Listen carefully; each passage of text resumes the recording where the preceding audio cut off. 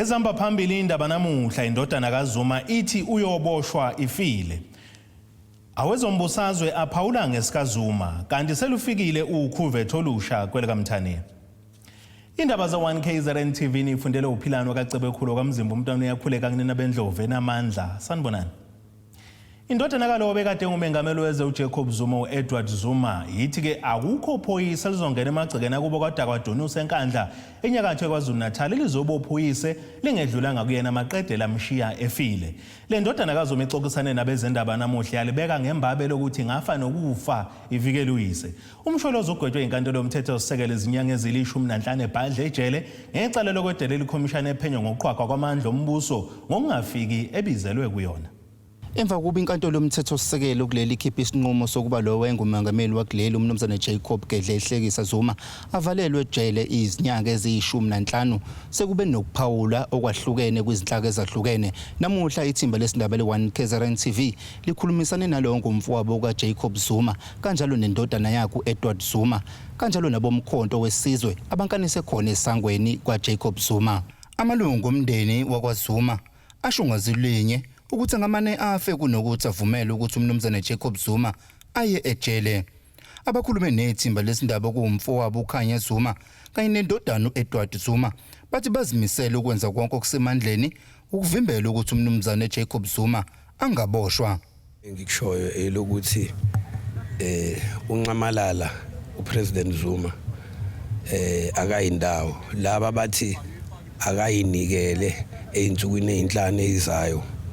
Hayi impela cha ukuthi basazolinda lezo nsuku ezinhlanu zibe ningana ngoba asiyimisele thina ngokuthi simdedele ukuthi ayinikele sekungamane kufiwe impela njengoba nani nindathele nifikile ngobuningi benu nabo bamukelekile ukuthi bafike ngobuningi babo bezobe befaka ama mask njengoba nani niwafakile nje. Umfowethu wenzeni ngoba ku True Commission kwangaseyona apartheid kwase kuyiyona yayiphethwe uDesmond Tutu umfundisi wabizwa uBhoda zangalibeke wabizwa uDe Klerk azangalibeke. Ngithi ke mina uBhoda waba ngaphezulu komthetho uDe Klerk waba ngaphezulu komthetho. Bakusho kanjani kumfowethu abahambe kuqala bavuse uBhoda bese bethi kuzothi Klerk ukhona lapho sobona khona ke ngempela uthatha umfowethu uphule umthetho. Uma bengakalandwa laba abawuphula umthetho mina nje njengowakaZuma ngithi awukho umthetho lapha eSouth Africa kusaphethe amaphuno. Oma kade bona bomkhonto wesizwe abankanise ngaphandle esangweni lomuzi wakwaZuma bathi ngeke bavuma ukuba uZuma aboshwe. Lamasosha abeke netente ngaphandle avimba kwasana engena kulomuzi njobe bonakala evimba neveni yamaphoyisa ebelithi liyangena.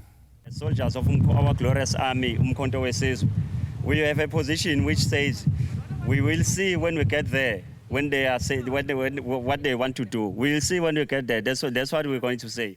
There are formations of the ANC that are formulating this emblem.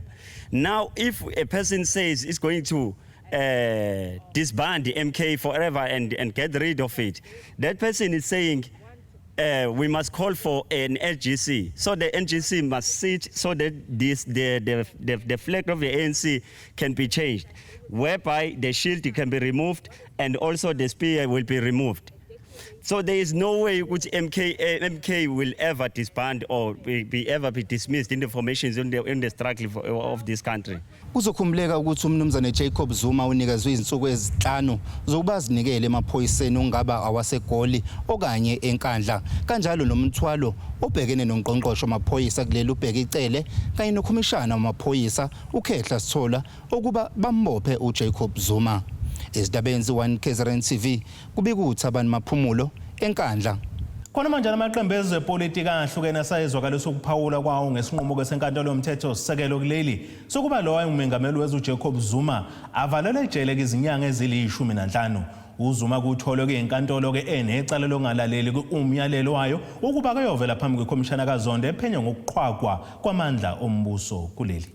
We'll be able to get a report. We've got capable and able national officials who engage with the former president from time to time on a myriad of issues. If there was engagement, we're going into our own meeting of the National Executive Committee this coming weekend. We will be able to know if there are issues that need to be brought to the attention of the National Executive. Izindaba zokuboshwa kababa uMshulusi izindaba ezifike zabuhlungu noma ubani oyisekhamuzi uma ubuka i-age yakhe ubuka nesimo aboshelwe ngaphansi kwaso.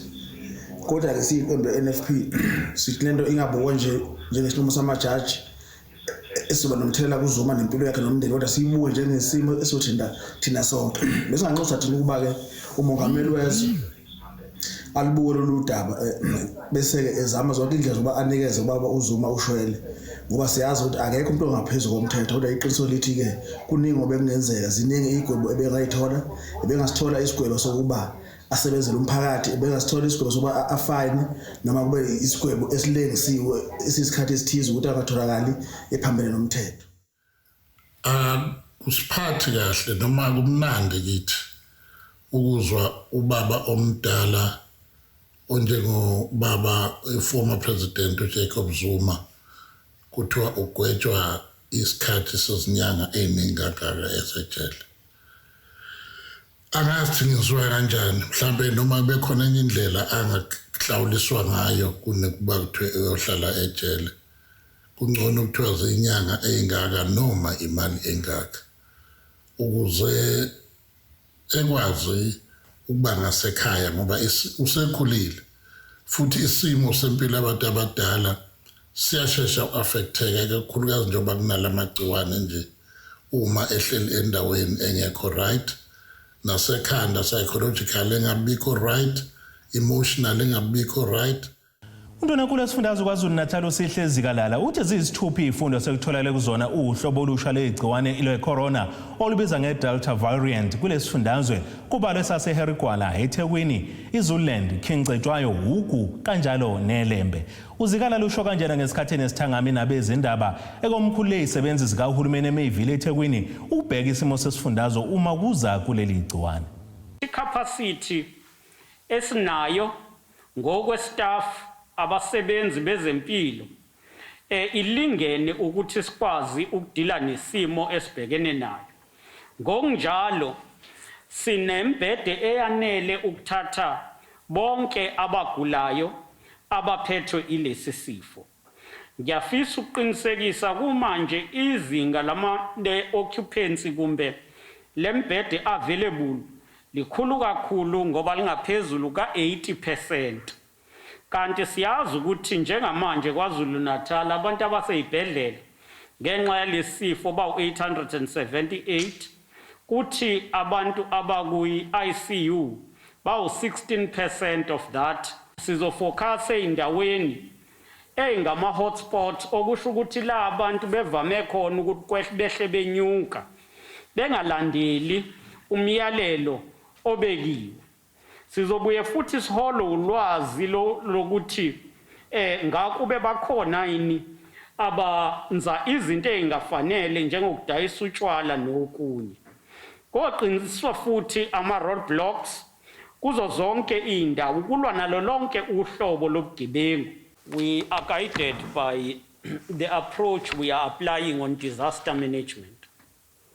And therefore, that is applicable to all areas in KwaZulu-Natal where there is a problem of people who converge as a crowd.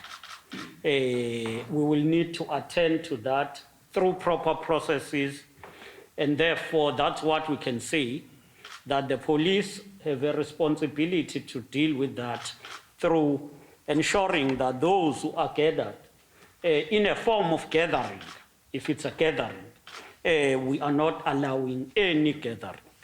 Siyazi ukuthi zikhona ezinye indawo zokujabula ezingawulandela umgomo, okutholakala ukuthi abantu ebezingawulandela umgomo, kutholakala ukuthi abantu bayafika khona bafike babe inamba engaphezulu ka-50 before president esikhuphula ku level 4, but bebefika babe ngaphezulu kwenamba ewu-50 befike bajabule bafike basondelane benze zonke lezo zinto kodwa abanikazi beindawo lezo bumnandi bengawulandela umthetho bengawulandela umgomo uma ngabe nathi kwiprovince yaKwaZulu Natal kukhona indawo ezifana nalezo singayithola ama infections ethu ekhuphukile efike kuyona leyo number leyo engicabanga ukuthi siyavumelana sisonke ukuthi situation esingafisi sonke ukungena kuyona. Ongqosho wezolimo nokuthuthukiswa kweindawo zasemakhaya KwaZulu Natal uBonga Isithole Mloyi wethula uhlelo lokuqeqesha abafundi nabagogodile ngezifundo zolimo ukuba bathole ulwazi lokwenza lokho abakufundele sebekwenza amapulazini abahlinzekwe kuwona ngokwehlukana kwemkhakha abayifundele. Lolu hlelo kulizolekelela kakhulu ekucijeni amakhono kulabo abafisa ukuba ngabalimi bakusasa lokhu kusho ungqongqoshe ngenkathi ekhuluma nabezindaba eMnambithi maphakathi neRikamthaniya. Ungqongqoshe wezolimo nokuthuthukisa indawo zasemakhaya wethule uhlelo lokuqeqesha abafundi abagogodile emkhakheni wozolimo ukuba bathole isipiliyoni futhi bakwazi ukwenza lokho abakufundele emapulazini abaqokelwe ukuyosebenza kuwo. Njoba silapha ke sizoqinisekisa ukuthi labantwana njoba sikhulumile ngomhla ka20 ukuthi kulonyaka ka21-22 sizokwazi ukusiza abantwana abangama graduate abawu 300 ukuba sibafake kuma farm bayokwazi ukuthi bathole ukulekeleleka ukuthi lolu lwazi abanalo balisebenzise bese belekelela ukuthuthukiswa komnotho loyo walelo farm asuke sibayise kulona. Abanye basuke bedinga usizo lokuthi kube abantu abaqeqeshwe ngokunakekelwa kwemfuyo, abanye basuke kubedinga ama graduate aqeqeshwe ngokunakekelwa nokulima izitshalo esingakwazi ukuthi sithathe sizisemarket. Lolu hlelo luzolekelela kakhulu kulabalimi abathole abafundi ngokuba baza nolwazi lesimanje ukulekelela nokubhekana nezingqinamba kulamaplazi ababekelwe ukusebenza kuwo. Sifisa ukuthi ke sisho ukuthi ke uma sizokwenza lolu hlelo siyazi ukuthi nabo bayahlomula kanjalo nalabo abalimi abasuke sibanikezele bona basuke bezohlomula ngoba ukhona ukuthi kube khona umthwalo onciphayo ukubona ukuthi esikhundleni sokuthi baqasha abantu aba professional ukuthi babalekelele bakhona labathatha lama graduate bawasebenzise kuleyo mkhakha abasuke bele ukuthi ke makuthiwa inkomo imithi mhlambe ukhona into evela enkomeni bese yasuka ke lo mfundi okazile ukufunda ngezokunakekelwa kwemfuyo ayibheke bese ethi hayi mhlambe kudinga ukujova mhlambe hayi ukudla ekudlayo okungafanele mhlambe leli idlelo alifanele ngabe inkomo ezuhlobo oluthile zidla kulona. Ezindabeni ze1KZNTV kube uSgananda eDanhauser eMajuba. Ake sibheke engosini yezomnotho. Iranda kuleli bizo R14.27 kwidola laseMelika bengu R19.73 kupondo yaseBrithani libe ngu16.98 kwi-euro yase-Europe kanti intengo yegolide yona ime $1,758.88 ounce kuthi intengo kawelo ngahluziwe yona ime $74.76 umphongolo. Ake sibheke engosini yezemidlalo.